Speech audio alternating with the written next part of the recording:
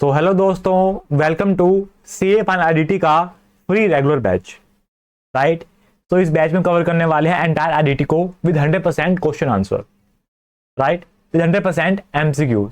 This is regular batch जिसको हम end करेंगे 100 आवर्स के अंदर, and this is totally free. Classes बिल्कुल फ्री है, आपको खाली बुक्स को ही बाय करना है। ये हमारा डेमो लेक्चर है, हम 2 लेक्चर अपलोड करेंगे डेमो के। एक हम जीएसटी का अपलोड करेंगे, हम कस्टम का अपलोड करेंगे। राइट। तो आपको खाली बुक्स को ही बाय करना है, क्लासेस सारी की सारी फ्री रहने वाली है with unlimited view and unlimited validity. Okay, कितनी मर्जी बात देखिए इसको। आपको खाली बुक्स को ही बाय करना है। तो इसको हम कैसे ज्वाइन करोगे आप इसको? टू ज्वाइन द, आपको डाउनलोड करना होगा मैजिक वाला ऐप। आपका जो प्ले स्टोर है मोबाइल का, उसमें जाइएगा, सर्च कीजिएगा मैजिक वाला। इसका आपको लिंक मिल जाएगा वीडियो डिस्क्रिप्शन के अंदर। तो इसको आप डाउनलोड कर लीजिए ऐप को। आपको खाली ₹1 पे करना है। तो हमने क्लासेस यहाँ पे अपलोड कर दी सारी की सारी, उसको आप देख पाओगे यहाँ पे।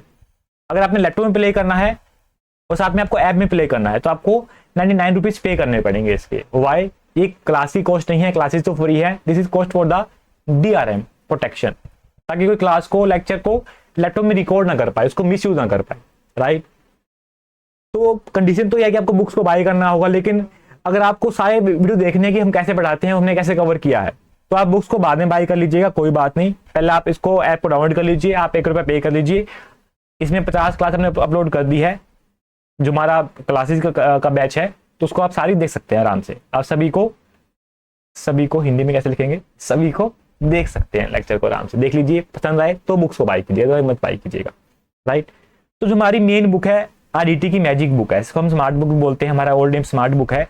तो ये 250 पेज की बुक है, जिसके अंदर कंप्लीट आईडीटी कवर है, GST, custom FTP with memory technique, with animations, chart, तो सब कुछ में कवर है यहाँ पर।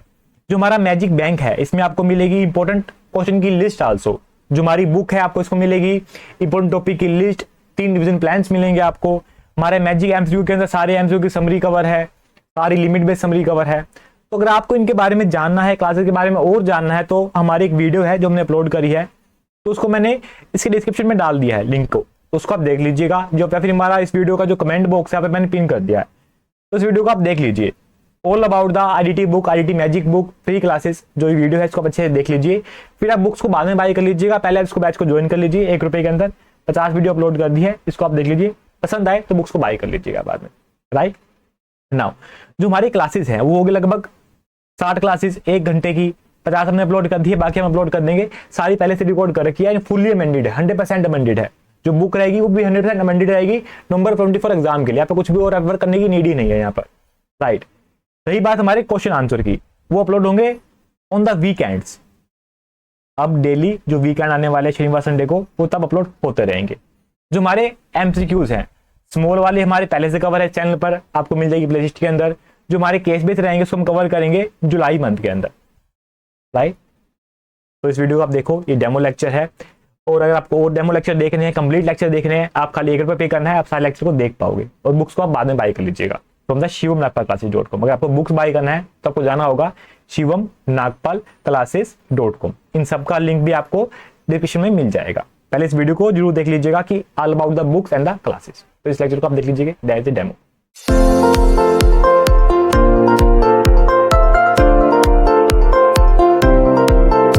Chapter number 1 of custom introduction and its procedures को हम स्टार्ट करते हैं।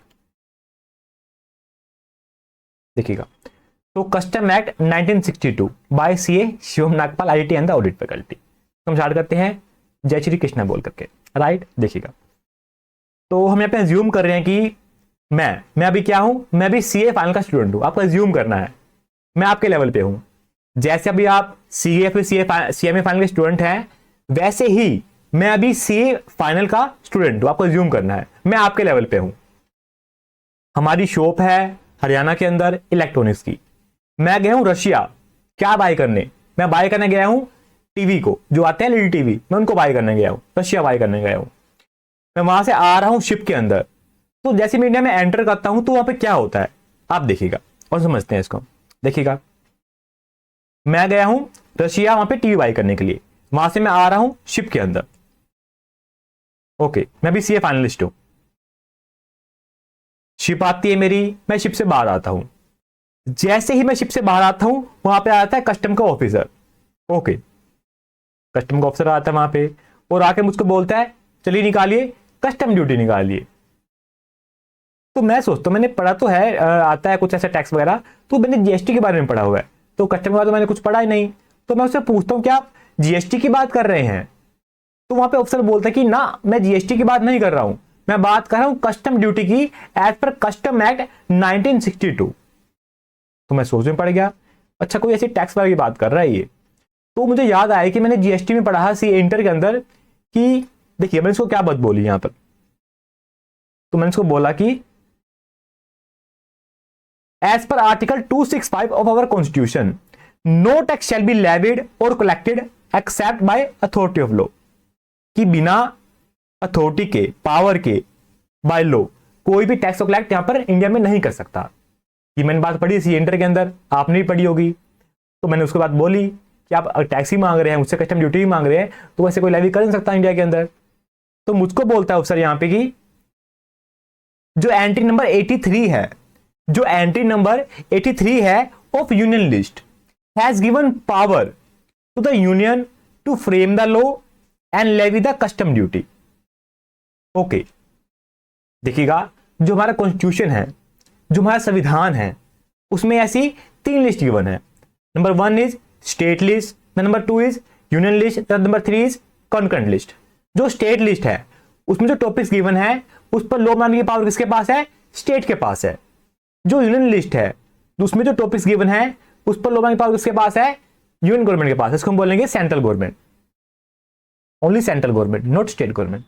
ओके, जो थर्ड लिस्ट है उसमें जो टॉपिक गिवन है उस पर लॉ कौन बनाएगा? दोनों मिलकर बनाएंगे। वैसे ही जो हमारा कस्टम ड्यूटी है, जो कस्टम ड्यूटी है वो कहां पे आती है? Under union list. तो इस पर लॉ कौन बनाएगा? यहां पर सेंट्रल गवर्नमेंट बनाएगी। वो इसको लेवी भी करेगी, इसका लॉ बनाएगी, इसको कलेक्ट भी करेगी। कौन करेगी? Central government, not state government. ये आपको ध्यान रखना है। Is it clear? चलें आगे। ओके, नाउ उसने मेरे को बताया ऐसे, देन चलो मैं समझ गया, आप तो ड्यूटी लेकर के मानेगा। तो मैंने उससे पूछा, वैसे कुछ बातें जान लेते हैं इससे कुछ। तो मुझको ध्यान आ रहा था कि जो मेरा सीए फाइनल है ना, मैं तो भी सीए फाइनलिस्ट हूं, जो हमारा सीए फाइनल है उसमें एक सब्जेक्ट है आईडीटी का, उसमें जीएसटी भी आता है और कस्टम भी आता है, शायद उसकी बात कर रहा है ये। उसमें जीएसटी भी है, उसमें कस्टम एक्ट भी है, उसमें एफटीपी भी है। ओके, तो मैंने देखा कि इस जो ऑफिसर को काफी नॉलेज है कस्टम के बारे में, तो उसे जान लेते हैं, काफी हेल्प हो जाएगी मेरे एग्जाम के अंदर। तो मैंने उससे पूछा बताइए इसकी हिस्ट्री क्या है, इस एक्ट की, इसकी हिस्ट्री क्या है? तो मुझको बताता है यहां पर ऑफिसर, देखिएगा इसकी हिस्ट्री क्या है यहां पर। Number 1, there is a act name C custom act 1878। अगर आप शिप से इंपोर्ट एक्सपोर्ट करते हैं तो हमारा फर्स्ट एक्ट कौन सा यहां पे? सी कस्टम एक्ट, इसको रेगुलेट करने के लिए। The second one is Indian aircraft act 1934, अगर आप थ्रू एयर इंपोर्ट एक्सपोर्ट कर रहे हैं। देन यहां पे था हमारा third number land customs act 1924, अगर आप through land like railway, like truck वगैरह से आप यहां पर इंपोर्ट एक्सपोर्ट कर रहे हैं। तो ये तीनों एक्ट, आई रिपीट, ये तीनों एक्ट कब के हैं? हमारे भारत के आजाद होने से पहले के हैं। ओके, ये तीनों इसको रेगुलेट करते थे, किसको? इंपोर्ट एक्सपोर्ट को, फ्रॉम इंडिया, राइट। इन तीनों को सबस्यूम करके, मींस इन तीनों को समा दिया गया, इसमें एक नया एक्ट बनाया गया, इसको हम बोलते हैं कस्टम एक्ट 1962। ऐसा क्यों किया गया? क्योंकि जो एक्ट ये वाला था, ये हमारा आजाद भारत का पहला एक्ट था, हमारा खुद का एक्ट था। जो पहले के 3 एक्ट थे ये वाले, ये हमारे खुद के नहीं थे, ये आजादी से पहले एक्ट थे, ये अंग्रेजों ने बनाए थे, ये हमारे खुद के नहीं थे। जो कस्टम एक्ट है ये हमारा आजादी के बाद का अपना खुद का एक्ट है। द सेकेंड थिंग इज, पहले सी का एक्ट अलग, एयर का एक्ट अलग एंड लैंड का एक्ट अलग, तीनों को कंप्लायंस करना, तीनों में चेंजेस करना काफी डिफिकल्टी होती थी।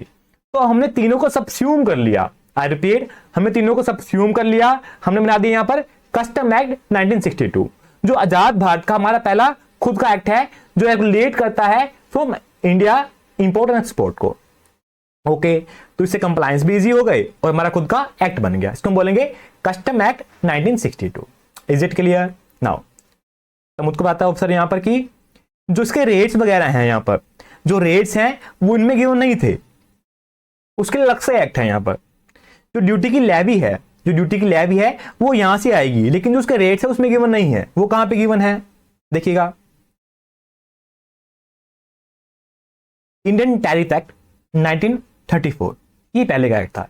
इसको हम सब्ज्यूम कर लिया, इसमें सब्ज्यूम कर लिया हमने यहां पर कस्टम टैरिफ एक्ट 1975 के अंदर। तो इसको हमने अलग से क्यों दिया, मैंने पूछा ऑफिसर से कि इसको अलग से क्यों दिया है, तो मुझको बताता है कि वो यहां पर कि जो रेट है हमने अलग से दे रखे हैं क्योंकि ये बेस्ड है on HSN, harmonised system of nomenclature. ये है इंटरनेशनल लेवल का। ओके,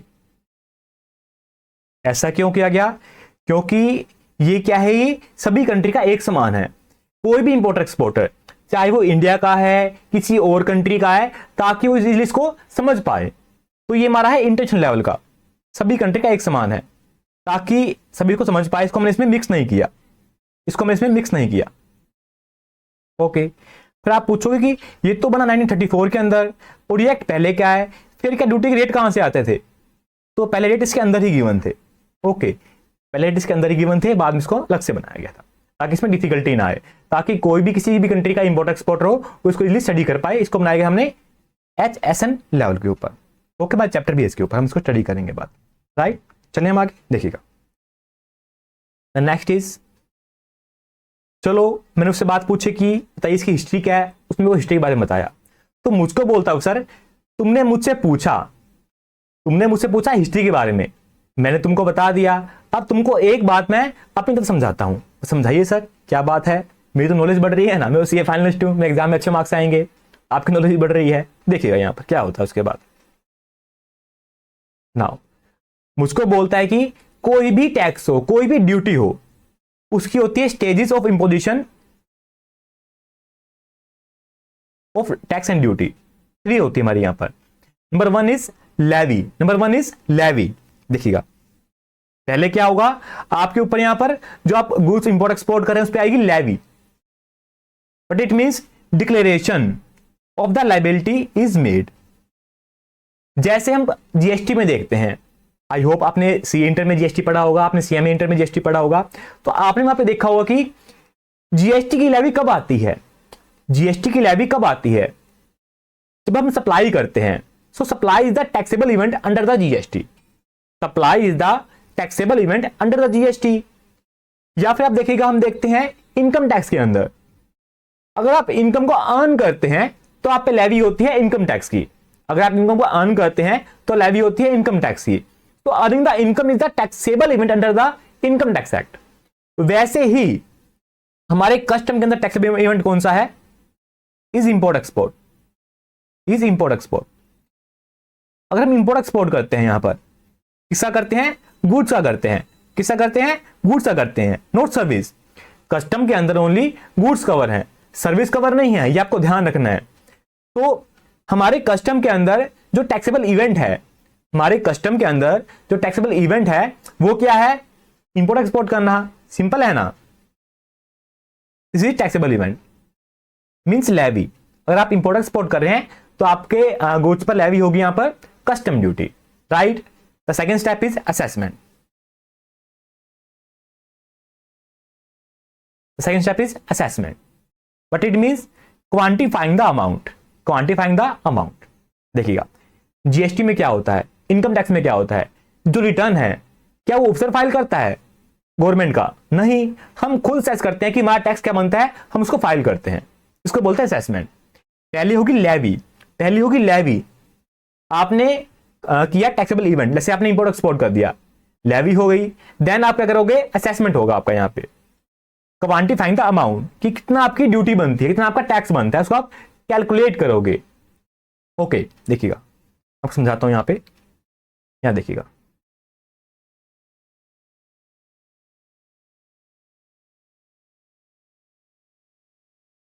हाँ जी यहां देखिएगा, goods,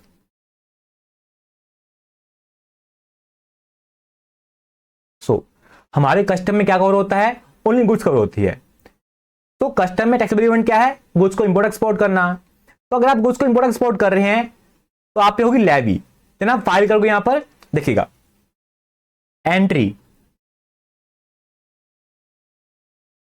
in relation to goods,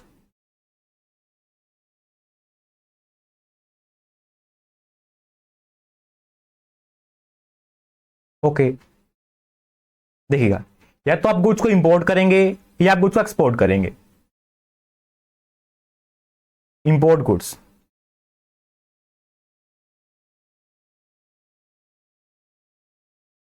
export good.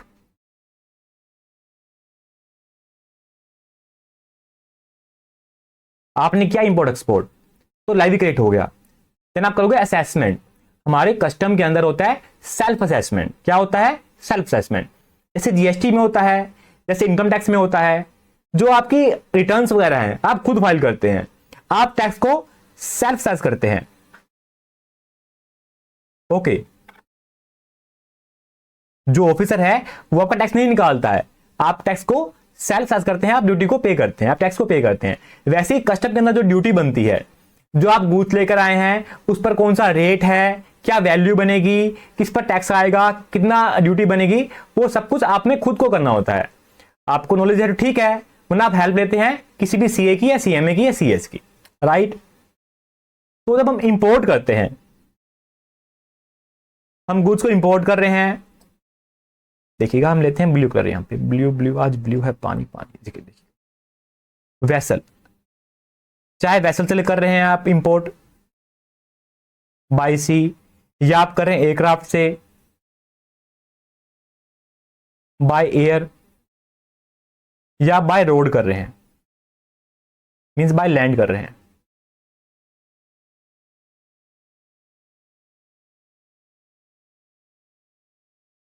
Vehicle से या फिर ट्रेन से कर रहे हैं, ओके। तो इन all the three cases, I repeat, आप क्या कर रहे हैं? आप इंपोर्ट कर रहे हैं, तो आपको एक डॉक्यूमेंट फाइल करना होता है जिसको हम बोलते हैं बिल ऑफ एंट्री। क्या बोलते हैं? Bill of entry. इसको हम बोलते हैं बिल ऑफ एंट्री।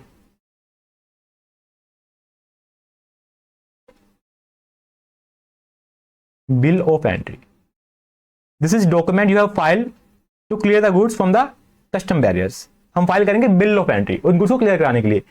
इसमें आप कैलकुलेट करोगे कि आप क्या वैल्यू बनती है आपकी ड्यूटी, आपकी गुड्स की क्या उस पर ड्यूटी बनती है, आपको सेल्फ करके ड्यूटी को पे करना पड़ता है। आप फाइल करते हैं बिल ऑफ एंट्री। अगर उसको इंपोर्ट कर रहे हैं, गुड्स को इंपोर्ट कर रहे हैं, हम गुड्स को एक्सपोर्ट कर रहे हैं, तो क्या होगा? यहां बनेंगे दो केस, यहां बनेंगे दो केस।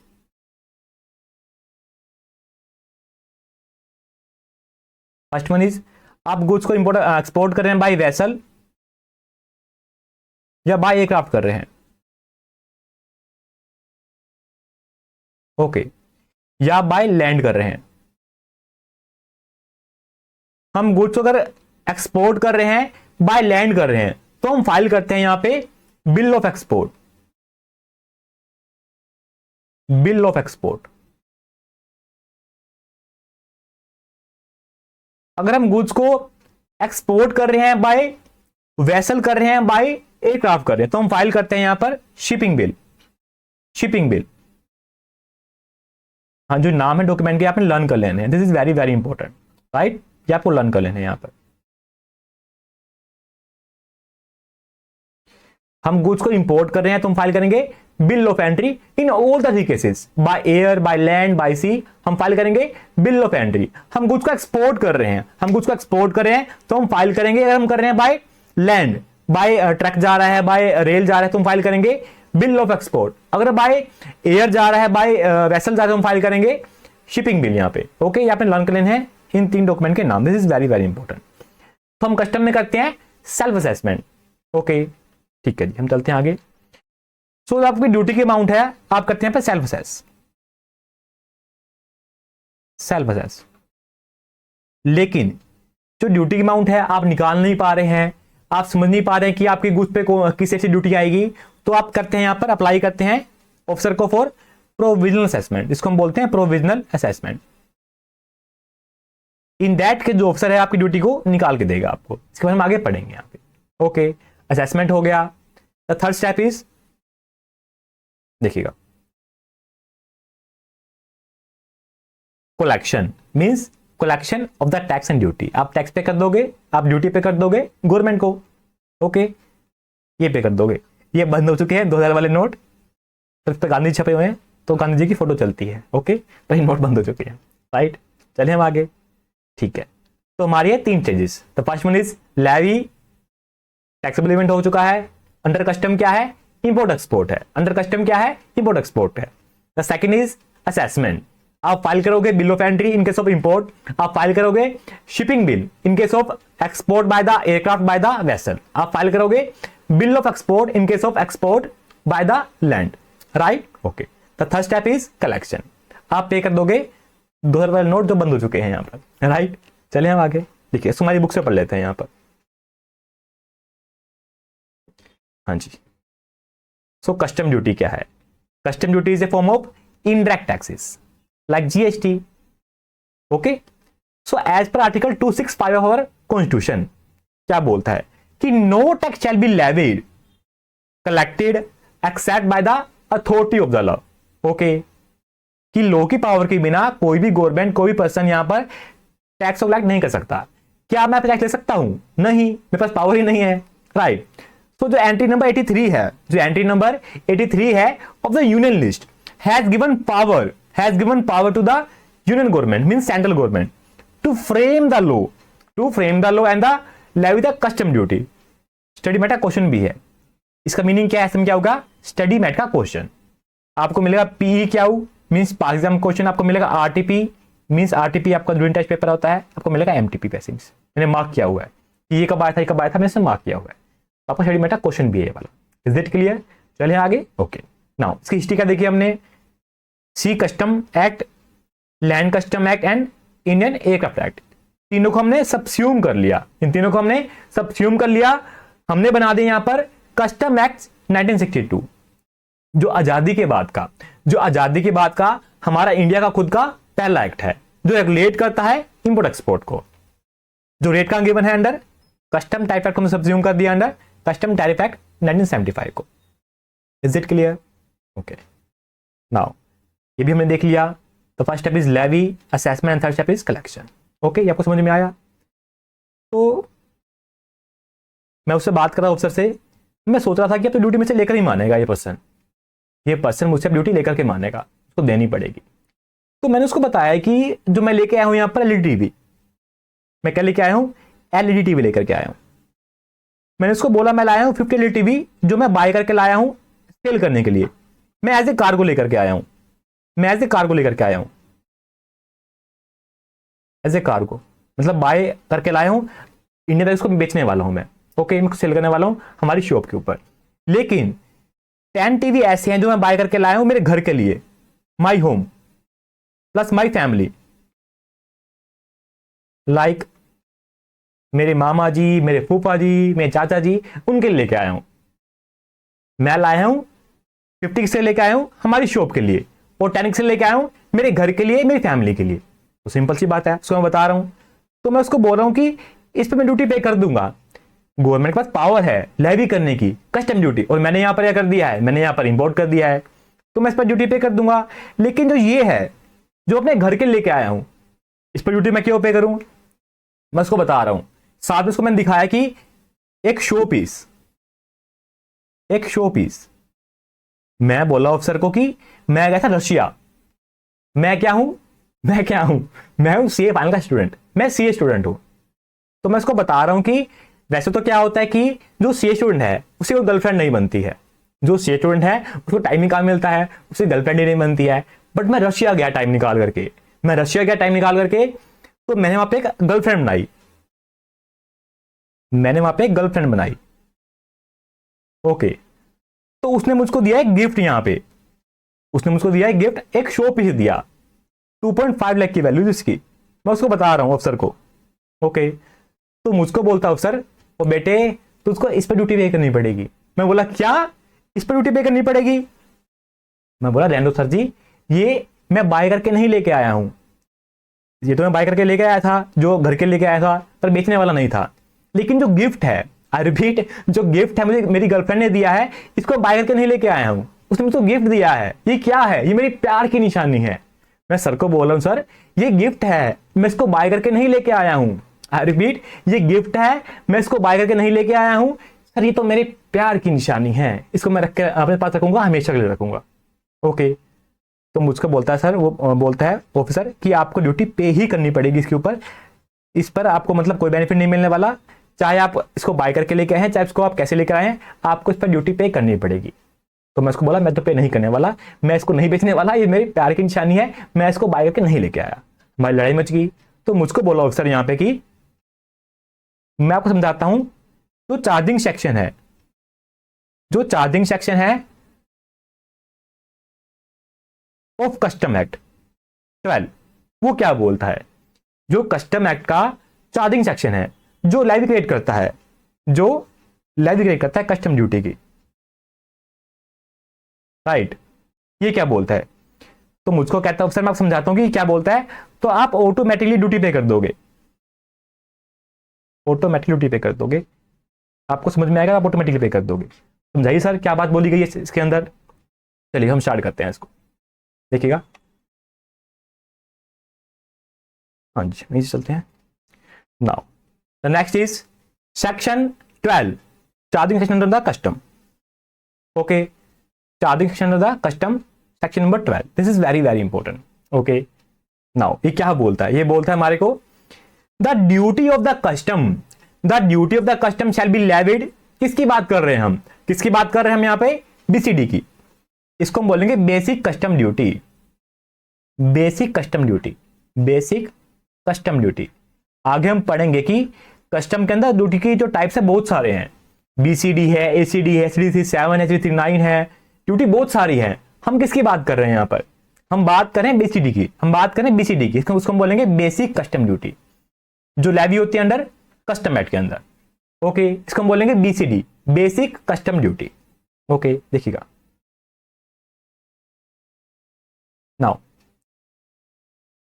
जो रेट होंगे वो कहां से आएंगे, सिंपल सी बात है, वो आएंगे कस्टम टैरिफ एक्ट से, ये तो हमें पता ही है ना, तुम्हें पता ही है।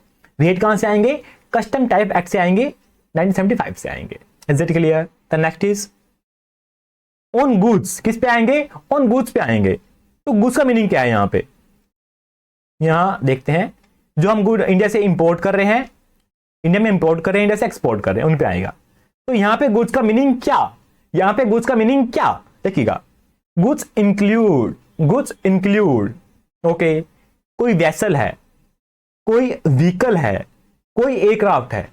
तो हम इंडिया में कोई शिप आ रहा है, इंडिया में कोई ट्रक आ रहा है, इंडिया में कोई रेल आ रही है, इंडिया में कोई हवाई जहाज आ रहा है, तो उस पर ड्यूटी आ जाएगी, आएगी, फर्स्ट टाइम आएगी। हम इंडिया में कोई वेसल लेकर आ रहे हैं, कोई शिप लेकर के आ रहे हैं, कोई एरोप्लेन लेकर के आ रहे हैं, फर्स्ट टाइम लेकर के आ रहे हैं, तो उस पर ड्यूटी आएगी। ओके, फर्स्ट टाइम ड्यूटी इस पर आएगी, ये आपको ध्यान रखना है।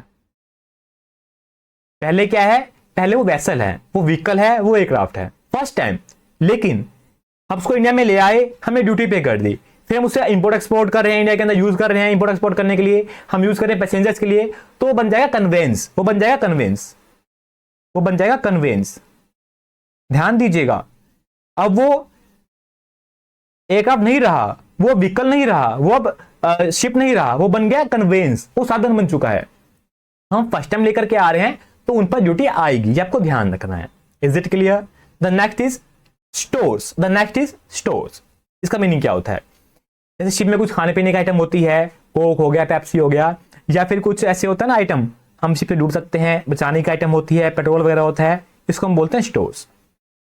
आप लेकर आए हैं इसको किसी फॉरेन कंट्री से, उस शिप के अंदर है, आप उसको इंडिया में भी क्लियर नहीं करवा रहे हैं, तो उस पर ड्यूटी नहीं आती है। हम आगे पढ़ेंगे इसके बारे में, तो उस पर ड्यूटी नहीं आती है। इसको मीडिया में क्लियर करवा रहे हैं तो आपको इस पर ड्यूटी पे करनी पड़ती है, या आपको आप इसको इंडिया में लेकर के जा रहे हैं तो ड्यूटी पे करनी पड़ती है। ओके, आप फॉरेन से लेकर के आए हैं, शिप में है, शिप में यूज कर रहे हैं, शिप में आप कोल्ड ड्रिंक लेके आए हैं अमेरिका से और शिप में पी रहे हैं, तो उस पर ड्यूटी नहीं आती। इसको आगे हम पढ़ेंगे यहाँ पे, इसको हम बोलते हैं स्टोर्स, इसको हम बोलते हैं stores. The next is baggage, the next is baggage. देखिएगा इसका मीनिंग क्या होता है, जैसे हम बैग लेकर के आ रहे हैं, इसको हम बोलते हैं बैगेज। आपको ध्यान रखना है कि जो आप बैग लेकर के आ रहे हैं वो तो बैगेज है ही है। आई रिपीट, जो आप बैग लेकर आ रहे हैं वो तो बैगेज है ही है। जो आप पहन के आ रहे हैं, जो आप पहन के आ रहे हैं वो भी बैगेज है। जो आप पहन के आ रहे हैं वो भी बैगेज है। ओके, हमारे कस्टम का डेफिनेशन है इसकी, belongings, belongings with which one travel. Okay, जो आप साथ में लेकर के आ रहे हैं आइटम, जो आपका बैग हो गया, जो आप पहन के आ रहे हैं, आप पहन के आगे 2 किलो सोना, तो वो आपका बैगेज में काउंट होगा, उस पर ड्यूटी आएगी। ओके, ऐसा नहीं कि आप मैं पहन के आ गया तो मेरे बैग में नहीं आया, उस पर ड्यूटी आएगी, आपको ड्यूटी पे करनी पड़ेगी, ये आपको ध्यान रखना है।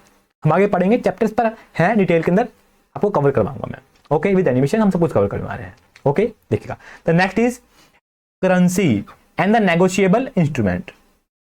कोई आप करेंसी लेकर के आए हैं तो आपको वो भी शो करनी पड़ेगी, मैं कितनी करेंसी लेकर के आया हूं। तो मैंने बोला सर को मैं तो साथ में लेकर के आया हूं, मुझे बहुत शौक है कलेक्शन करने का, तो मुझको बोला कि आपको शो करनी पड़ेगी, लेकिन इस पर ड्यूटी नहीं आएगी। यहां पे इस पर ड्यूटी नहीं आएगी। ये किस लिए यहां पर गुड्स में कवर की गई है, ताकि आप शो करें, आप बताएं कि आप कितनी करेंसी लेकर के आए हैं, ताकि आप कोई ब्लैक मनी को ट्रांसफर ना करें इंडिया से, ताकि आप किसी टेररिस्ट को पेमेंट ना करें। ये किस लिए है, और डिक्लेरेशन पर्पस। ओके, आप बताएं कि आप कितनी करेंसी लेकर के आए हैं, ड्यूटी नहीं आती इसके ऊपर, इस पर रेट नील है ड्यूटी के। Is it clear? Now the next is any kind of movable property, सुई से लेकर के हाथी तक सब कुछ में कवर हो जाता है। ओके, तो मैंने अफसर को बोला सर जब आपने बोली दिया any kind of movable property, तो इनको अलग से क्यों बताया? वो बोला कि ताकि हम फोकस कर पाए, स्पेशली आप कंफ्यूज ना हो जाएगी इसमें कवर है कि नहीं है, इसको हमने अलग से एक्सप्लेन कर दिया। हमने लास्ट में बोल दिया कि any kind of movable property, सुई से लेकर हाथी तक सब कुछ क्या है, गुड्स है, आप लेकर के आ रहे हैं, ड्यूटी आएगी उसके ऊपर। ओके, कब आएगी ड्यूटी? हम गुड्स को इंपोर्ट कर रहे हैं, ओनली गुड्स पे आएगी, सर्विस पे नहीं आएगी, ये भी आपको ध्यान रखना है। गुड्स को इंपोर्ट कर रहे हैं, एक्सपोर्ट कर रहे हैं, कहां से कर रहे हैं, कहां से कर रहे हैं? फ्रॉम इंडिया कर रहे हैं। अब इंडिया का मीनिंग क्या है यहां पर? इंडिया का मीनिंग यहां पे होगा, देखिएगा, इंडिया इंक्लूड, इंडिया इंक्लूड जो इंडिया की बाउंड्री है, जो इंडिया के स्टेट हैं, जो इंडिया की यूटीज हैं, वो तो इंडिया है ही है। जो इंडिया के स्टेट हैं, इंडिया की बाउंड्रीज हैं, वो तो इंडिया है ही है। साथ में इंडिया इंक्लूड बोल रहे हैं, इंडिया इंक्लूड बोल रहे हैं the territorial water up to 12 nautical miles. ऐसा क्यों किया गया? देखिएगा, हम समुद्र में खड़े हैं, हम फुटबॉल खेल रहे हैं, मैंने लात मारी और चलेगी बॉल पानी के अंदर, फिर मैं पानी से बॉल लेकर के आ रहा हूं, फिर ऑफिसर आएगा बोलेगा निकालिए ड्यूटी, आपने इसको इंपोर्ट कर लिया है, आपने उसको इंपोर्ट कर लिया है। दैट्स वाइज को हमने कवर किया कि जो 12 नॉटिकल माइल तक का पानी है समुद्र का, वो पूरा इंडिया है। अगर आपकी फुटबॉल जाती भी है, आप वहां से लेकर के आ रहे हैं, तो आपने इंपोर्ट नहीं कर दिया है। Is it clear? Right. Now देखिएगा आगे, आगे देखिएगा इसके अंदर। हाँ जी, कुछ बात लिख देते हैं यहाँ पर, देख लीजिएगा, मैं लिखवाता हूँ कुछ बातें यहाँ पर।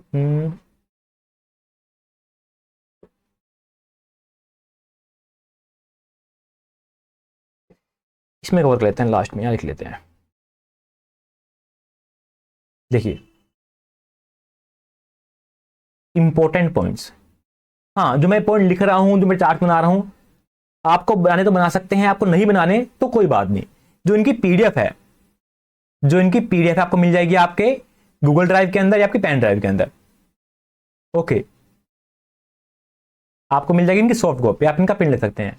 आपके पास टाइम की कमी है, आप नहीं बनाना चाहते, तो आपकी कोई दिक्कत वाली बात नहीं है, इनकी आपको सॉफ्ट कॉपी मिल जाएगी, आप इसको प्रिंट ले सकते हैं। Is it clear? चलिएगा, हम लिख रहे हैं यहाँ पर कुछ इंपॉर्टेंट पॉइंट्स के बारे में। इंपॉर्टेंट पॉइंट्स,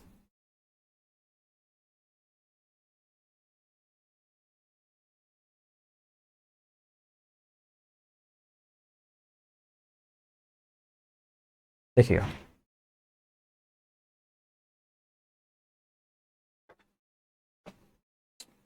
एक सेकेंड, चलिए थोड़ा पेंडिंग रह गया, कवर कर लेते हैं एक बार, फिर हम लिखेंगे उसके बारे में। हाँ, हम देख रहे हैं charging under custom section number 12 देख रहे हैं हम यहाँ पर। तो मुझको बोलता सर यहाँ पे कि जो गुड्स हैं तो आप लेकर के आए हैं गिफ्ट, जो मेरा कार्गो है उस पर ड्यूटी तो आएगी आएगी। जो मैं लेके आया हूँ एलईडी पे अपने घर के लिए, जब मैं लेके आया हूँ अपना गिफ्ट जो मेरी गर्लफ्रेंड ने दिया है, वो आता है बैगेज के अंदर। ये क्या है?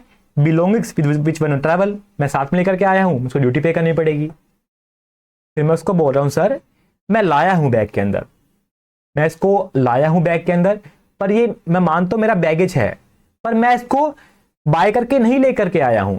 ओके, मैं इसको बाय करके नहीं लेके आया हूं, ये मेरा गिफ्ट है, ये मेरे प्यार की निशानी है सर, इसको मैं बेचूंगा भी नहीं इंडिया में जाकर के, मैं इसको बेचूंगा भी नहीं।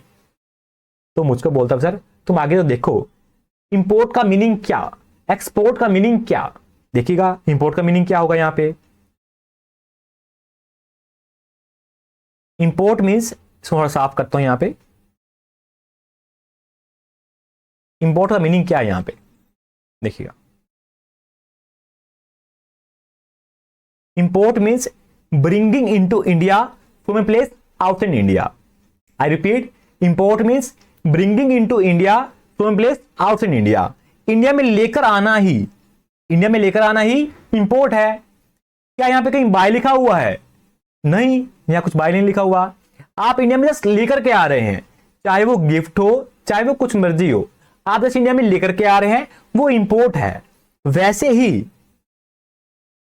Taking out from India to a place outside India, आप इंडिया से लेकर के जा रहे हैं तो वो एक्सपोर्ट है। यहां कोई सेल की बात नहीं की गई है। ओके, यहां कोई सेल की बात नहीं की गई है, ये आपको ध्यान रखना है। सो इंडिया में लेकर के आना ही इंपोर्ट है, इंडिया से लेकर के जाना ही एक्सपोर्ट है। जैसे मुझको बोलता है अफसर कि अगर आपको जो गिफ्ट है आपको समुद्र में मिलता पड़ा हुआ, उसको आप इंडिया में लेकर के आते तो भी उस पर ड्यूटी पे करनी पड़ती। ओके, तो bringing into India from place outside India, ये क्या है? इंपोर्ट है। बाय सेल की कोई बात ही नहीं हो रही है यहां पर। ओके, ये ध्यान रखना है। आगे देखिएगा, ये आपको ध्यान रखना है। चलिए हम आगे, चलिए हम लिख लेते हैं बातें, हम लिख रहे थे यहां पर। सो गुड्स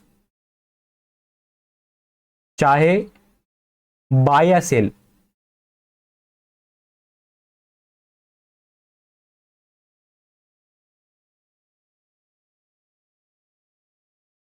के लिए हो या ना हो,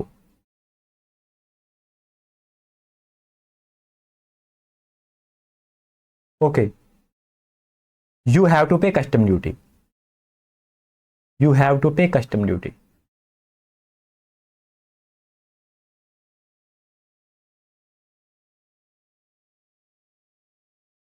द सेकंड पॉइंट इज, हाँ जी, फर्स्ट पॉइंट देख लिया आपने कि चाहे आप इसको बाय करके लेके आए हैं चाहे इसको आप बेच रहे हैं नहीं बेच रहे हैं, डजंट मैटर। इंडिया से इंडिया में लेकर के आए हैं इंपोर्ट है, इंडिया से लेकर के जा रहे हैं एक्सपोर्ट है, ये आपको ध्यान रखना है। Is it clear? The next point is outside India sale, outside India cell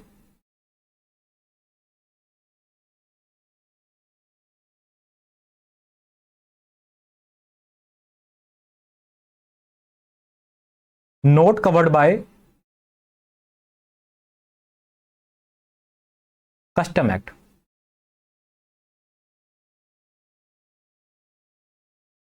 but it means no duty, no duty.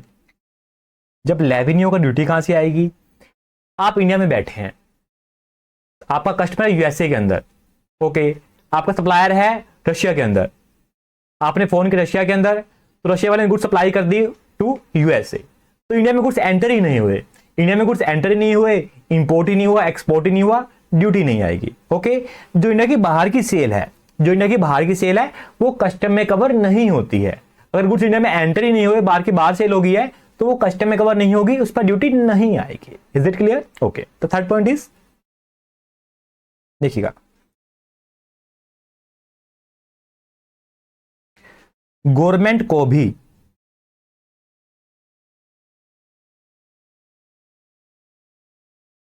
Duty pay करनी होगी। This is very very interesting point, government को भी ड्यूटी पे करनी होगी।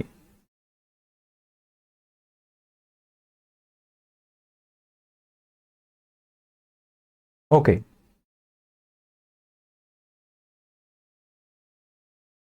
Will be treated at par with other persons.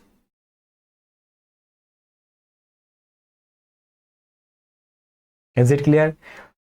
जो government है, कोई state government है, सेंट्रल गवर्नमेंट है, वो इंपोर्ट एक्सपोर्ट कर रही है, तो उस पर को भी, उसको भी ड्यूटी पे करनी पड़ेगी यहां पे। Okay, the next point is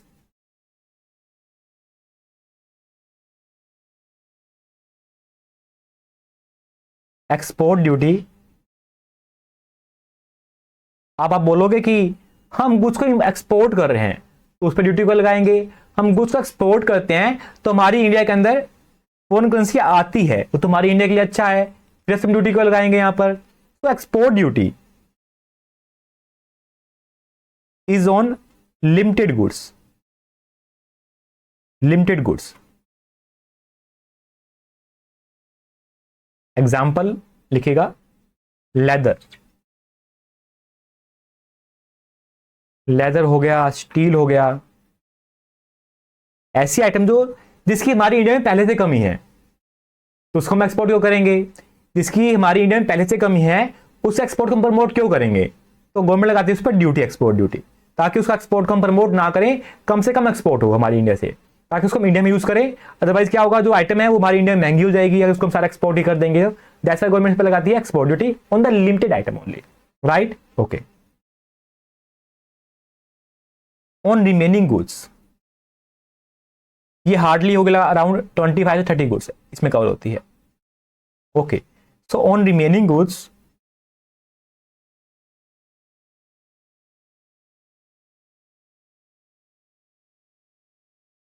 it is nil, it is nil, okay. Now the fifth point is custom duty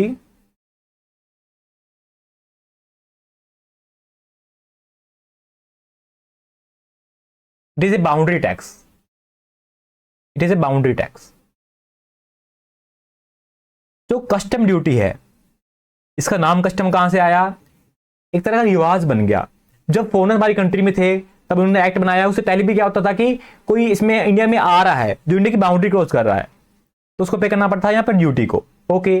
तो एक रिवाज बन गया, एक ड्यूटी बन गई, एक कस्टम बन गया ये, तो उसका नाम बढ़ गया कस्टम एक्ट यहाँ पे, ठीक है, ओके। चलिए हम आगे, इसमें एक बात और भी आप लिख लीजिए। तो जो इंडिया है उसकी डेफिनेशन क्या है यहां पर, India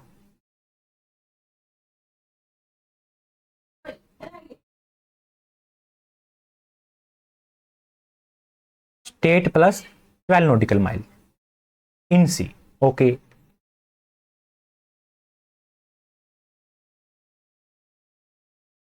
for levy of custom duty, इसको हम लिख लेते हैं आराम से, नीचे लिख लेते हैं। इंडिया क्या होगा यहां पर, इंडिया प्लस में टेरिटोरियल वाटर जो होगा 12 नॉटिकल माइल।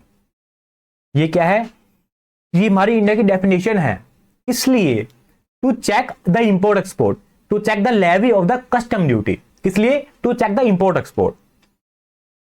हाँ जी, ये क्या हुआ, ये इंडिया हुआ। Then the second one is Indian custom water, Indian custom water, ये क्या है यहां पर,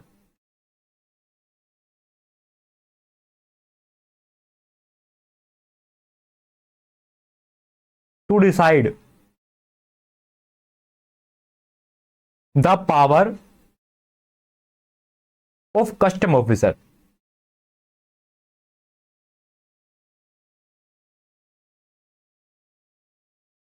ओके, देखिएगा will be covered up next, up next इसको हम कवर करते हैं, इसका मीनिंग क्या है समझ लेते हैं इसके बाद, okay. One is Indian, one is Indian custom water, तो ये किस लिए है, ये इंपोर्ट एक्सपोर्ट के लिए है, और ये किस लिए है, to decide the power of the custom officer यहाँ पे, ओके। इसको हम आगे देख लेते हैं, भी कवर कर लेते हैं। चलिए हम आगे स्टार्ट करते हैं, देखिए नाउ। तो समझ में आया मुझको कि इंपोर्ट का मीनिंग क्या है, तो मैंने उसको ड्यूटी पे कर दी। जो मैं गिफ्ट लेकर आया था, मेरी गर्लफ्रेंड ने दिया था रशियन ने, तो मैंने उस पर भी ड्यूटी पे कर दी, ओके। ऑफिसर भी खुश, मैं भी खुश यहाँ पे। अब मुझको ऑफिसर बोल रहे कि तुमने तो समझ तो लिया है, तुम इसको आगे भी समझ लो, तुम इसको आगे भी समझ लो, वरना तुम होगे कंफ्यूज कि इंपोर्ट का मीनिंग क्या, एक्सपोर्ट का मीनिंग क्या। इसमें आगे और भी आपको समझाता हूँ डिटेल के अंदर, आपको अच्छे समझ में आ जाएगा। तो समझाइए सर, अच्छी बात है, हमारे स्टूडेंट भी समझ लेंगे।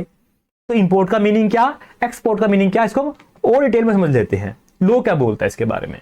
ओके देखिएगा, सो इंपोर्ट का मीनिंग क्या, जैसे ये एरोप्लेन आया, ये क्या है बाउंड्री, ये 12 नॉटिकल माइल है।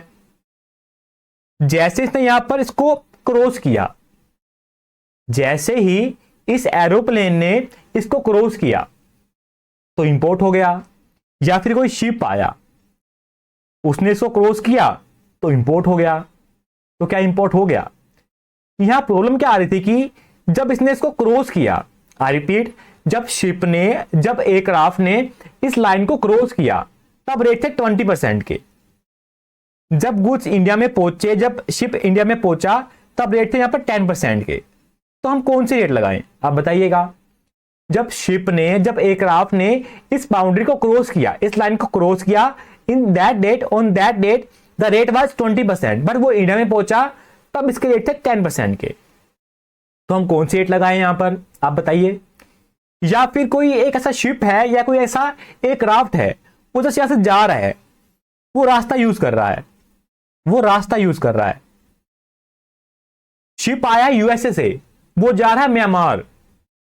शिप आया है यूएसए से और वो जा रहा है म्यांमार, वो जस्ट रास्ता यूज कर रहा है। उसने तो क्रॉस कर दिया यहां पे 12 नॉटिकल माइल्स को, उसका इंपोर्ट हो गया, पकड़ो उसको, ड्यूटी मांगो उससे, तो दिक्कत वाली बात हो जाएगी। हम रेट कौन सा ले, और वो रास्ता यूज कर गया हमारा इंडिया का, उनको रोक भी नहीं सकते, लड़ाई मचा लेंगे बिना बात के यहां पे, तो क्या करें, वो तो इंपोर्ट हो गया। तो यहां पे जो केस गया सुप्रीम कोर्ट के पास, राइट, जो केस गया सुप्रीम कोर्ट के पास, तो सुप्रीम कोर्ट ने यहां पे क्या बोला उसके बाद हम जान लेते हैं। सुप्रीम कोर्ट बोलता है कि जैसी लाइन क्रॉस होती है ये वाली, ओके, तब तो इंपोर्ट जस्ट स्टार्ट होता है। ओके, इंपोर्ट स्टार्ट होता है, राइट, इंपोर्ट स्टार्ट होता है। इंपोर्ट कंप्लीट कब होगा, जब जो गुड्स हैं वो इंडिया में पहुंचेंगे, कस्टम बैरियर में पहुंचेंगे, आप फाइल करेंगे bill of entry, bill of entry to clear the goods, तब जाके आपका जो इंपोर्ट है वो कंप्लीट होगा। आई रिपीट, जैसे ही हम इसको क्रॉस करते हैं तो जस्ट इंपोर्ट स्टार्ट होता है, तो जस्ट इंपोर्ट स्टार्ट होता है।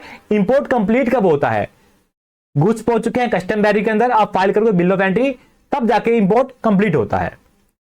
ओके, उसका मतलब क्या हुआ, कोई यहां से जा रहा है, रास्ता यूज कर रहा है, तो उस पर ड्यूटी नहीं आएगी। क्यों ड्यूटी नहीं आएगी, उसका इंपोर्ट कंप्लीट ही नहीं हुआ। इंपोर्ट स्टार्ट तो हुआ पर कंप्लीट नहीं हुआ, तो उस पर ड्यूटी आएगी नहीं। या फिर अगर हम यहाँ पे 20% के है, यहाँ पे 10% के है, तो हम रेट कौन सा लेंगे, हम 10% वाले लेंगे। इंपोर्ट कंप्लीट कब हो रहा है, तब कंप्लीट हो रहा है। ओके, यहाँ पे देखिएगा आप आगे, हाँ जी। साथ में जो सुप्रीम कोर्ट है वो क्या बोलता है कि हमने ऐसा क्यों चूज किया, हमने ऐसा क्यों चूज किया, क्योंकि जैसे ये एरोप्लेन हवा के अंदर है, इसने इसको क्रॉस किया, इंपोर्ट हो गया। हम इसको माने अगर इंपोर्ट हो गया तो यहां पे ड्यूटी को कलेक्ट करना पॉसिबल नहीं है, यहां पे ड्यूटी को कलेक्ट करना पॉसिबल नहीं है। हम क्या बोलेंगे उसको, अभी तो हवा में रुक, पहले ड्यूटी निकाल फिर आगे जाइयो, पॉसिबल नहीं है। इसको बोलेंगे तो अभी पानी में रुक, पहले ड्यूटी निकाल फिर आगे जाइयो, पॉसिबल नहीं है। तो सारे जो कंप्लायंस है, ड्यूटी का कलेक्शन है, असेसमेंट वगैरह है, वो पानी में हवा थोड़ी करेंगे, जब वो लैंड में पहुंचेगा, जब वो इंडिया में पहुंचेगा तब करेंगे, तब जाके इंपोर्ट कंप्लीट होगा। तो कोई रास्ता यूज कर रहा है, नो प्रॉब्लम, उस पर ड्यूटी नहीं आएगी। ओके, या जो रेट 10-20% के, 10% के हम रेट कौन से लेंगे, जब वो इंडिया में पहुंच जाएगा, आप फाइल करोगे बिल ऑफ एंट्री, हम तब के रेट लेंगे। यहां पर समझ में आया आपको। okay. वैसे ही हमने क्या देखा कि इंपोर्ट का यहां पे कैसे होता है, सुप्रीम कोर्ट ने क्या बोला, वैसे ही एक्सपोर्ट के केस में क्या होता है, देखिएगा। जैसे ये पार करता है 12 नॉटिकल माइल्स को, एक्सपोर्ट हो गया। वैसे जो शिप है वो क्रॉस करता है यहां पर 12 नॉटिकल माइल्स को, एक्सपोर्ट हो गया। ओके, इसको हम एक्सपोर्ट बोलेंगे। कब बोलेंगे, जब जो 12 नॉटिकल माइल्स हैं वो क्रॉस हो गए। आई रिपीट, जब वो 12 नॉटिकल माइल्स हैं वो क्रॉस होंगे, तो ही उसको हम क्या बोलेंगे, उसको हम यहां पे एक्सपोर्ट बोलेंगे, तो उसको हम यहां पे एक्सपोर्ट बोलेंगे। लेकिन शिप निकला और तूफान आ गया, तूफान आ गया और शिप निकला वहां से, और शिप क्या हुआ, संक हो गया, शिप डूब गया। जो लाइन है 12 नॉटिकल माइल्स की वो क्रॉस नहीं हुई, शिप पहले ही डूब गया। आई रिपीट, शिप पहले ही डूब गया। तो क्या एक्सपोर्ट हुआ? मैं आपसे पूछ रहा हूं, क्या एक्सपोर्ट हुआ? नहीं हुआ एक्सपोर्ट। तो एक्सपोर्ट कब होता? जब जो लाइन है 12 नॉटिकल माइल्स की वो क्रॉस होती, पर वो क्रॉस तो हुई नहीं। क्या एक्सपोर्ट हुआ? नहीं हुआ। तो क्या बोलेंगे? The vessel sunk before crossing the tidal water, the export is not happen, the export is not happen, right? Okay, देखिएगा, as per Supreme Court, it is not possible to do all the formalities in the sea air itself when vessel and aircraft cross the tidal water. Okay. जो import है वो just start होता है, जो import है वो just start होता है when enter in the India 12 nautical miles water, but completed only when the goods became the part of the mass of goods of India. उसको हम क्लियर करवा लेंगे, उसको हम फाइल करेंगे यहाँ पर बिल ऑफ एंट्री। जो टैक्सेबल इवेंट है हैपन कब होगा? When goods enter the custom barrier and the bill of entry is filed. Okay, इसको हमने देख लिया, यहां पर भी एनिमेशन देख लिया। The next is export. So as per supreme court goods are set to be exported जब वो क्रॉस करेगी 12 नॉटिकल माइल्स को। तूफान आ गया, शिप डूब गया, एक्सपोर्ट नहीं होगा। अगर आपने ड्यूटी पे कर दी एक्सपोर्ट वाली तो आपको वापस मिल जाएगी। ओके, ठीक है। तो नेक्स्ट इज, हाँ जी, हम आगे चलते हैं इसके अंदर। ओके, देखिएगा, type of clearance under the custom. The first is clearance for the home consumption. इसका मतलब ये नहीं कि आप वो घर ले जाओगे उस आइटम को, मतलब आप अगर खुद के लेकर आए तो घर ले जाओगे, आप अपने बिजनेस के लेकर आए हो तो अपने बिजनेस में ले जाओगे। इसको हम बोलते हैं clearance for the home consumption. Clearance for the home consumption. The duty assess and paid. आपने फाइल करी बिल ऑफ एंट्री, आपने ड्यूटी पे कर दी। आपने फाइल करी बिल ऑफ एंट्री, आपने ड्यूटी पे कर दी। Okay, and goods release for utilization consumption. उसको आप घर ले गए, उसको आप अपने बिजनेस में ले गए। इसको हम बोलेंगे clearance for the home consumption. इसको हम बोलेंगे clearance for the home consumption. The second one is clearance for the warehousing. Clearance for the warehousing. मैं लेके आया हूं 50 LED टीवी, पर जो ड्यूटी बन रही है वो बन रही है 50 लाख के, लगा लीजिए, अज्यूम कर रहे हैं। मेरे पास पैसे नहीं इतने सारे, मैं कहां से पे करूं? तो मैं करूंगा, मैं उसको क्लियर नहीं करवाऊंगा होम कंजम्पशन के लिए, उसको मैं ले जाऊंगा वेयरहाउस के अंदर। There can be private warehouse, there can be public warehouse. Okay, जो मेरे LED टीवी जाएंगे वो जाएंगे वेयरहाउस के अंदर। तो goods deposited in the warehouse and cleared later on for home consumption and duty पे लेटर ऑन। जब पैसे होंगे तब मैं ले जाऊंगा। अब ऐसा भी नहीं है कि मैं सारे गुड्स क्लियर करवाने हैं। मैंने है 50 टीवी, मैं ले जाऊंगा 10, फिर ले जाऊंगा 20, फिर ले जाऊंगा 10, फिर ले जाऊंगा 10, ऐसे ले जाऊंगा मैं। ओके, तो ऐसे ले सकते हैं यहां पे। देखिएगा, हम हमारे यहाँ जो गुड्स आए शिप में आए, इंपोर्ट हो गया, हम फाइल करेंगे बिल ऑफ एंट्री, हम ड्यूटी पे करेंगे, फिर इसको हम घर ले जाएंगे, अपने बिजनेस में ले जाएंगे। Export is import is completed. Simple है। ये क्या है? Bill of entry. Bill of entry for the home consumption. Bill of entry for the home consumption. Okay, next one is goods आए, शिप में आए, इंपोर्ट हो गया, हमने फाइल करी यहां पर bill of entry for the warehousing. Bill of entry for the warehousing. इसको हम into bond bill of entry भी बोलते हैं। ऐसा क्यों? इसको हम into bond bill of entry भी बोलते हैं। ऐसा क्यों करते हैं? देखिएगा, गुड्स पहुंचे, पोर्ट पे पहुंचे, गुड्स को अनलोड किया, हमने चढ़ाया ट्रक के अंदर। कौन चढ़ाएगा? इंपोर्टर। ओके, इंपोर्टर ने इस पे अनलोडिंग करी इस ट्रक के अंदर, इस ट्रक को लेकर जाएगा वेयरहाउस के अंदर। तो ट्रक का खर्चा है वो क्या गवर्नमेंट पे करेगी? नहीं, इंपोर्टर पे करेगा। कौन पे करेगा? इंपोर्टर पे करेगा। जो ट्रक का खर्चा है वहां का ट्रांसपोर्ट का, वो पे करेगा यहां पर इंपोर्टर। सिंपल बात है। अब जो इंपोर्टर है वो ट्रक में लेकर जा रहा है, गवर्नमेंट लेकर नहीं जा रही है। ये यहां जाने के बजाय कहीं और भाग गया तो क्या होगा? हो सकता है ना, या आपके गुड्स वेयरहाउस में पड़े हैं, उसने चोरी यहां से चोरी कर लिया, चुपचाप निकाल लिए, तो क्या होगा? तो गवर्नमेंट क्या बेवकूफ बैठी है? नहीं, गवर्नमेंट आपसे लेते हैं यहां पर बॉन्ड। इसको हम बोलते हैं बॉन्ड या सिक्योरिटीज। ये होता क्या है, ये होता है लाइक बैंक की आपकी कोई एफडी पड़ी है या बैंक की कोई गारंटी होगा, बैंक की गारंटी जो गवर्नमेंट अपनी डिमांड करती है, एफडी या बैंक गारंटी, ताकि आप भाग ना जाए, आप गुड्स को गायब ना कर दे यहां से। वो किसको हम बोलेंगे, into bond bill of entry. आप फाइल करोगे साथ में बॉन्ड भी आपको देना पड़ेगा, बॉन्ड आपको देनी पड़ेगी, एफडी आपको देनी पड़ेगी, गारंटी साथ में यहाँ पे, ओके, एज ए सिक्योरिटी। आप गुड्स के वेयरहाउस में वहां से क्लियर करवा रहे हैं, यहाँ पे तुमको फाइल करनी पड़ेगी bill of entry for the home consumption from the warehousing. इसको हम बोलेंगे एक्स बॉन्ड, इसको हम बोलेंगे एक्स बॉन्ड, जो आपका बॉन्ड है आपको वापस मिल जाएगा यहाँ पे, ओके। इसको बोलेंगे x bond bill of entry. समझ में आया आपको, ठीक है। नाउ हमारी बुक में देखें, देखिएगा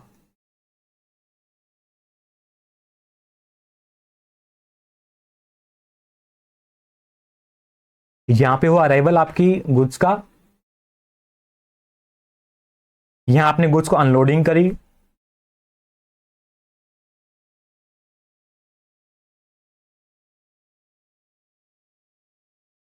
हाँ जी, आपकी गुड्स कहां पे आ गए हैं, जो आपकी बिल ऑफ एंट्री है वो आपको पहले फाइल करनी पड़ती है, आपके शिप के आने से पहले फाइल करनी पड़ती है, ओके। उसका बाद में फाइल करते हैं तो आपको यहां पे पेनल्टी पे करनी पड़ती है, आपको पेनल्टी पे करनी पड़ती है, इसको हम आगे पढ़ेंगे अभी, ओके। जो आपके गुड्स हैं उसको आप रख सकते हैं पोर्ट के ऊपर 30 दिन के लिए, आपको पेनल्टी तो पे करनी पड़ेगी अगर आप लेट फाइल कर रहे हैं बिल ऑफ एंट्री, और आपके गुड्स वहां पड़े हुए हैं तो आपको आपका खर्चा पे करना पड़ेगा। लेकिन जो आपके गुड्स हैं वो 30 दिन तक आप पोर्ट पर रख सकते हैं, ओके। कोई उसको बेचेगा नहीं 30 दिन तक, बाद में वो उसको बेच देते हैं कस्टमर वाले, तो 30 दिन यहाँ पे अलाउड है आपको।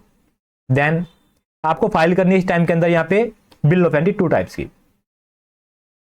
जैसी आपकी इच्छा, जैसी आपकी चॉइस। यहाँ पे one is bill of entry for home consumption, bill of entry for home consumption,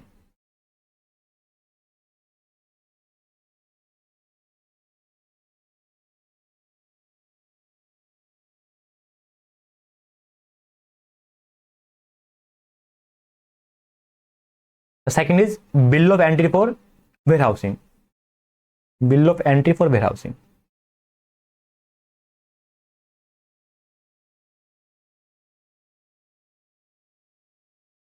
इसको हम बोलेंगे into bond bill of entry. क्या बोलेंगे इसको हम, into bond bill of entry, right.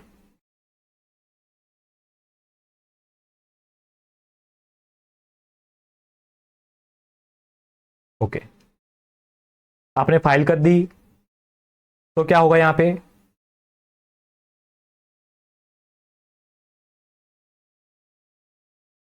On application, जो आपने फाइल करी बिल ऑफ एंट्री उसको हम बोलेंगे on application of importer,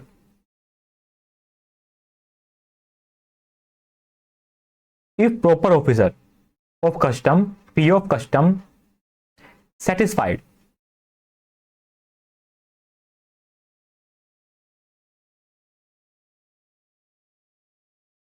goods can be cleared for home consumption, goods can be cleared for home consumption।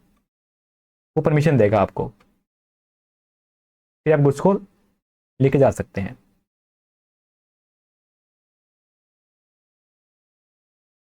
समझ में आया आपको, okay.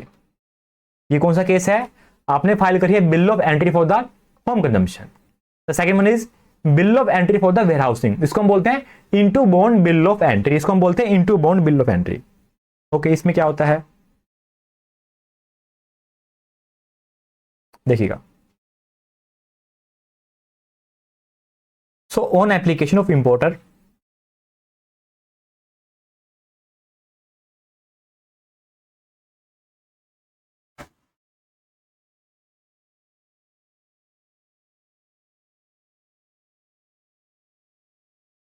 if PO is satisfied,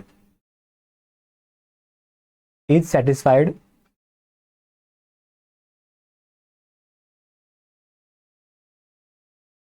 goods can be warehoused, goods can be deposited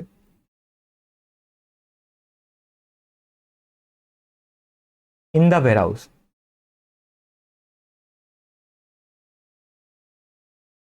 right, okay. तो goods के warehouse के अंदर आपने file करी into bond bill of entry, I repeat, क्या फाइल करी, into bond bill of entry. अब goods को आपने क्लियर करवाना है फ्रॉम द वेयरहाउस, तो आप फाइल करोगे x bond bill of entry.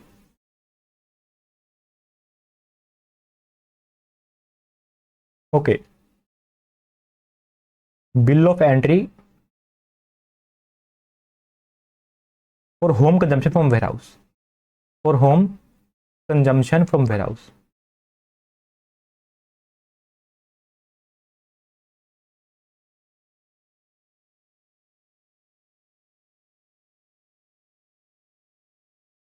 X bond bill of entry.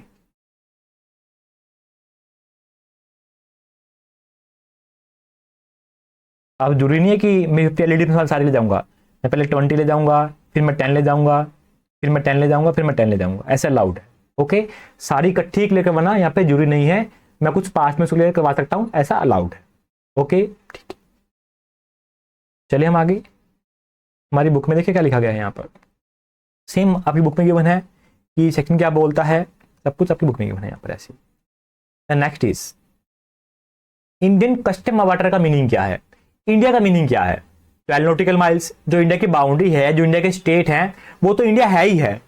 जो इंडिया की बाउंड्री है, जो इंडिया के स्टेट है, वो तो इंडिया है ही है। तो चेक का इंपोर्ट एक्सपोर्ट, हम किसकी बात कर रहे हैं, इंपोर्ट एक्सपोर्ट के लिए। जो 12 नॉटिकल माइल है, जो 12 नॉटिकल माइल है, वो चेक करने के लिए कि इंपोर्ट एक्सपोर्ट हुआ या नहीं हुआ, तो आपके ऊपर लेवी होगी, आपके गुड्स पर लेवी होगी, द कस्टम ड्यूटी। ओके, लेकिन जो इंडियन कस्टम वाटर है, जो इंडियन कस्टम वाटर, उसका मीनिंग क्या है यहाँ पर, स्टेटमेंट क्वेश्चन भी है। ये कब तक है, ये कहां तक है, up to exclusive economic zone 12 nautical miles तक। ओके, यहां देखिएगा ये क्या है, 12 nautical mile, this is a territorial water. इसलिए to check the import and export, to check the levy of the custom duty. लेकिन जो हमारा इंडियन कस्टम वाटर है, ये है अप टू 200 नॉटिकल माइल्स। कब तक है, Indian exclusive economic zone, Indian EEZ. ये क्या है, इंडियन कस्टम वाटर है। तो इसकी रेलिवेंस क्या है हमारे कस्टम के अंदर, हमको चेक करना है इंपोर्ट एक्सपोर्ट, तो 12 नॉटिकल माइल्स है, पर जो इंडियन कस्टम वाटर है, इसकी रेलिवेंस क्या है यहाँ पर। तो आप देख सकते हैं यहाँ पे ऑफिसर घूम रहा है, क्यों घूम रहा है, इसके बारे में पढ़ लेते हैं।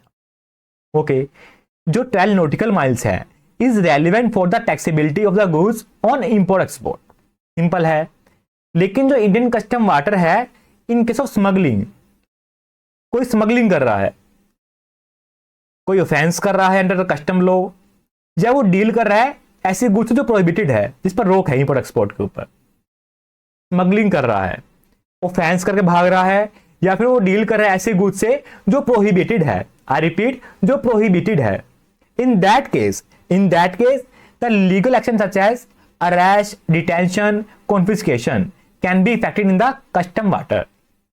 वो उसको अरेस्ट कर सकता है, उस पर शूट कर सकता है, उसको पकड़ सकता है, उसको रोक सकता है, उसके गुड को जब्त कर सकता है। यहाँ पर जो उसकी पावर है, वो यहां तक चलेगी, वो यहां तक चलेगी उसको पकड़ने के लिए। वो आगे निकल गया तो भाग गया, तो कोई फिर उसकी सब कुछ उसकी है यहाँ पर। ओके, जो शिप वाला है स्मगल करके भाग रहा है, उसके पार निकल गया तो निकल गया, यहां तक उसको पकड़ पाएगा हमारा कस्टम का ऑफिसर, उसकी पावर यहां तक चलेगी। ओके, समझ में आया आपको फर्स्ट पॉइंट। देन एंड लिखा गया यहाँ पर, एंड का मीनिंग क्या है, extraction, production of the natural resources like petrol, the natural gas up to 200 nautical miles। अब यहां से कोई पेट्रोल निकल रहा है, हम लेते हैं रेड कलर, पेट्रोल निकल रहा है, नेचुरल गैस निकल रही है, लगा लीजिए अंबानी जी निकाल रहे हैं, यहां पर रिलायंस वाली कंपनी निकाल रही है, अंबानी जी निकाल रहे हैं, पेट्रोल निकाल रहे हैं यहां से, वो इंडिया में लेकर के आ रहे हैं। क्या इंपोर्ट हो जाएगा, बिल्कुल हो जाएगा। इसके बाहर से आ रहा है 12 नॉटिकल माइल से, इंपोर्ट तो हो जाएगा, लेकिन इनको बेनिफिट दे दिया गया है। हम अगर पेट्रोल लेकर के आ रहे हैं, कहां से लेकर यहां तक जो हमारा इंडियन कस्टम वाटर है, आप ऐसे पेट्रोल लेकर के आ रहे हैं तो वो भी अलाउड है, उस पर ड्यूटी नहीं आएगी, इसको हम इंपोर्ट नहीं मानेंगे। ओके, हम लेके आ रहे हैं नेचुरल रिसोर्सेज, चाहे पेट्रोल है चाहे नेचुरल गैस है, हम लेकर के आ रहे हैं नेचुरल रिसोर्सेज, तो इस पर ड्यूटी नहीं आएगी, इसको हम इंपोर्ट नहीं मानेंगे, खाली इसको बेनिफिट है ये वाला। Okay, up to 200 nautical miles means exclusive economic zone तक अलाउड है, there is no import duty on it. Right, समझ में आया आपको अच्छे से। Okay, next is mixture of the important terms. देखिएगा ये बहुत सी टर्म्स हैं जो हम यूज करते हैं हमारे कस्टम एक्ट के अंदर। एग्जाम में नहीं पूछेंगे, ये जस्ट अंडरस्टैंडिंग के लिए कि कस्टम में अब हम बातें करेंगे इनके बारे में तो हम किसकी बात कर रहे हैं। ओके, इसको मैंने बनाया है बहुत ही ब्यूटीफुल तरीके से, मैंने पूरा दिन लगा दिया इसको बनाने के लिए। तो देखिएगा this is mixture of the important terms under the custom. The first one is conveyance, first one is conveyance. तो पूरे कस्टम के अंदर जहां भी रेफरेंस आएगा कन्वेंस का, पूरे कस्टम के अंदर जहां भी रेफरेंस आएगा कन्वेंस का, तो कन्वेंस का मीनिंग क्या, कन्वेंस का मीनिंग क्या। अगर आप गुड्स लेकर आ रहे हैं बाय सी लेकर के आ रहे हैं तो उसको हम बोलेंगे वेसल, इसको हम बोलेंगे वेसल। ओके, उसको आपने शिप नहीं बोलना, इसको हम बोलेंगे वेसल अंडर कस्टम। या आप गुड्स लेकर आ रहे हैं बाय एयर लेकर आ रहे हैं तो उसको हम बोलेंगे एयरक्राफ्ट नॉट एरोप्लेन। ओके, आप गुड्स लेकर आ रहे हैं बाय लैंड लेकर के आ रहे हैं तो हम बोलेंगे व्हीकल नॉट ट्रक। ओके, आपको ध्यान रखना है। आप गुड्स लेकर आ रहे हैं बाय रेलवे लेकर आ रहे हैं तो हम बोलेंगे रेलवे। ये क्या है, सारे कन्वेंस हैं। जब ये फर्स्ट टाइम आए थे तब इन पर ड्यूटी आई होगी, जब इसको हम दोबारा यूज कर रहे हैं तो इस पर ड्यूटी नहीं आएगी। ये सारे क्या हैं, ये हमारे कन्वेंस हैं। ये सारे क्या हैं, ये हमारे कन्वेंस हैं।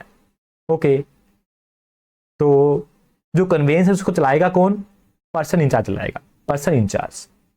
अगेन आप गुड्स ला रहे हैं बाय सी ला रहे हैं तो जो वेसल है उसका होगा person in charge the master of the vessel, इसको हम बोलेंगे मास्टर ऑफ द वेसल। आप गुड्स ला रहे हैं बाय एयर ला रहे हैं तो जो एयरक्राफ्ट का यहां पे कौन होगा, कमांडर या फिर पायलट होगा लाने वाला। वैसे ही आपके गुड्स बाय लैंड आ रहे हैं तो यहां पे होगा ड्राइवर इस ट्रक का, व्हीकल का।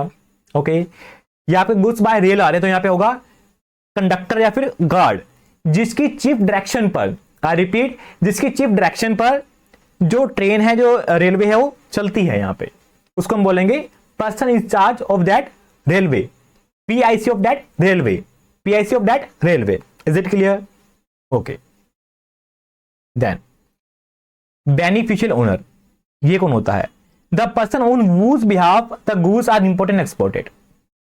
इसको देखिएगा, जो इंपोर्टर है, जो एक्सपोर्टर है, क्या वो खुद इंपोर्ट एक्सपोर्ट करते हैं, उनको नॉलेज ही नहीं होती कौन सी बिल ऑफ एंट्री फाइल करनी है, ड्यूटी कैसे निकालनी है, तो वो अपॉइंट करते हैं अपने एजेंट को, जो कस्टम ब्रोकर वगैरह होते हैं।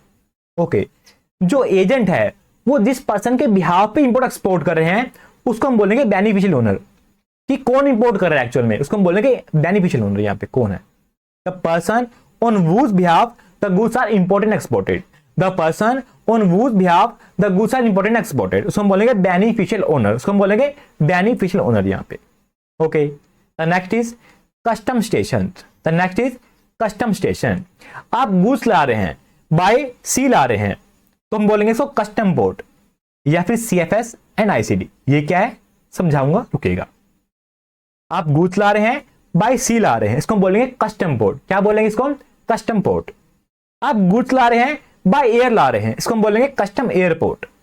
जहां पे वो एयरप्लेन आएगा इसको हम बोलेंगे कस्टम एयरपोर्ट और एयरपोर्ट। आप गुड्स ला रहे हैं बाय व्हीकल ला रहे हैं, इसको हम बोलेंगे land custom station and also in case of railway land custom station. Okay, जो गुड्स के अलावा भी आती है, बाय पोस्ट आती है, बाय कुरियर आती है, तो वो भी इसमें कवर होते हैं। ओके, ये पांचों क्या हैं, 1 2 3 4 5, ये पांचों क्या हैं, these are the custom station, these are the custom station. तो आपकी सिटी में या फिर आप रहते हैं गुजरात के अंदर, महाराष्ट्र के अंदर, वहां पे कोई पोर्ट है तो वो क्या कस्टम पोर्ट है, वो नहीं। Only those are appointed by the CBIC, central board of indirect taxes and the custom, जिनको लाइसेंस मिला हुआ है बाय कस्टम, जिनको लाइसेंस मिला है फ्रॉम द गवर्नमेंट, उसको हम बोलेंगे कस्टम स्टेशन। ओके, आपको ध्यान रखना है, ये पांचों क्या है, ये कस्टम स्टेशन है। इसमें हम ऐड कर देते हैं वेयर हाउसेज को, जहां पे हम गुड्स को रखते हैं, हम गुड्स को ले जाते हैं वेयर हाउस के अंदर, तो हम ऐड करते हैं वेयर हाउस को, या कोई और place where the important export goods are kept before the clearance, तो ये बन जाएगा कस्टम एरिया। 1 2 3 4 5 ये एंड 6 ये 6 क्या है, ये कस्टम एरिया है, और ये 5 क्या है, कस्टम स्टेशन है, जो अप्रूव है bye the CBIC. I repeat, जो अप्रूव है बाय द सीबीआईसी। ये 5 क्या है, कस्टम स्टेशन है, और इसमें हम ऐड कर देंगे वेयर हाउस को, इस प्लेस को क्या बन जाएगा, ये कस्टम एरिया बन जाएगा। Is it clear? नाउ ये एएफएस क्या है, ये सीएफएस क्या है, ये आईसीडी क्या है, इसको हम यहां पर जान लेते हैं। देखिएगा, CFS container freight station, ICD inland container depot and the AFS air freight station. समझ लिया? नहीं समझा? जान लेते हैं, देखिएगा। So mixture of the important terms. So inland container depot समझाया मैंने आपको। जो बिल ऑफ एंट्री है उसको हम पहले फाइल करते हैं, एडवांस में फाइल करते हैं। ओके, गुड्स आ चुके हैं, पोर्ट पे आ चुके हैं। यहां पे गुड्स को 30 दिन रखना अलाउड है। हाँ, आपको यहाँ का रेंट पे करना पड़ेगा, आपको पेनल्टी पे करनी पड़ेगी, लेकिन जो गुड्स है उसको हम 30 दिन पोर्ट पे रख सकते हैं। इसको हम क्या बोलते हैं? इसको हम बोलते हैं इनलैंड कंटेनर डिपो। तो ये पार्ट है हमारे कस्टम स्टेशन का, इसको हम बोलेंगे इनलैंड कंटेनर डिपो यहाँ पे। ओके, या फिर क्या होगा यहाँ पे? Air freight station. Air freight station, आप मध्य प्रदेश के हैं, आपके गुड्स आए हैं महाराष्ट्र के अंदर, बाय एयर आए हैं। एयर फ्राइट स्टेशन, आप मध्य प्रदेश के हैं, आपके जो गुड्स आए हैं वो महाराष्ट्र में आए हैं, मुंबई में आए हैं। तो आप क्या मुंबई जाओगे गुड्स को लेने के लिए? नहीं जाओगे मुंबई। आप महाराष्ट्र, आप मध्य प्रदेश के हो, आपके गुड्स बाय एयर आए हैं, मुंबई में आए हैं। तो आप क्या मुंबई जाओगे गुड्स को लेने के लिए? जाओगे, लेकिन उससे अच्छा क्या होगा कि आपके स्टेट के अंदर ही एक ऐसा बना होगा एयर फ्राइट स्टेशन। गुड्स आए हैं महाराष्ट्र के अंदर, वो ट्रक में आएंगे, वो ट्रक में उठ के यहां पे ले आएंगे। ये कहां पे है? ये आपके मध्य प्रदेश में है, ये आपके मध्य प्रदेश में है। तो डिफरेंट स्टेट बने होते हैं एयर फ्राइट स्टेशन। जो गुड्स आते हैं वो डिफरेंट स्टेट में आते हैं, लेकिन जो आपका स्टेट है वहां बना होगा एयर फ्राइट स्टेशन। उस गुड्स को यहां पे ले आएंगे, आप गुड्स को यहां से क्लियर कराओगे, आप फाइल करोगे बिल ऑफ एंट्री यहां पर आपके स्टेट में। आपको महाराष्ट्र आने की कोई नीड नहीं है। आई रिपीट, आपको महाराष्ट्र आने की कोई भी नीड नहीं है। इसको हम बोलेंगे air freight station in case of aircraft. Okay, वैसे यहां पे होते हैं हमारे कंटेनर फ्राइट स्टेशन। आप एक गुड्स आए हैं, बाय वेसल आए हैं, गुड्स आए गुजरात में, आप यूपी के हैं, तो आप गुजरात जाओगे? नहीं, आपके यूपी में गुड्स आ जाएंगे। आपके यूपी में बना हुआ है कंटेनर फ्राइट स्टेशन, तो आप गुड्स को यहां से क्लियर करवाओगे, आप फाइल करोगे bill of entry in container freight station, bill of entry. Okay, हाँ, अगर आपके स्टेट में होगा तो, अगर नहीं है तो आपको जाना पड़ेगा, अगर है तो आपको यहाँ पे ड्यूटी पे करनी है, आप क्लियर करवा लोगे। जो कंपनी है वो पैसा अर्न करती है, आपको अमाउंट तो पे करनी पड़ेगी यहाँ तक आने की, इसको रखने की। ओके, जो प्राइवेट कंपनी उसको बनाती है वो पैसा अर्न करती है, इससे सिंपल सी बात है। ठीक है जी, तो हम इतना कवर करते हैं आज के लेक्चर में, बाकी हम आगे कवर करेंगे नेक्स्ट लेक्चर के अंदर। हाँ, हम रिवाइज करेंगे जो आज हमने पढ़ा इस लेक्चर के अंदर, फिर बाकी इसको कंप्लीट करेंगे, ऐसे हम स्टडी करेंगे। सो हमारे क्वेश्चन हम कवर करेंगे यहाँ पे। ओके, सो गुड बाय दोस्तों, पढ़ते रहें, खुश रहें, गुड बाय दोस्तों।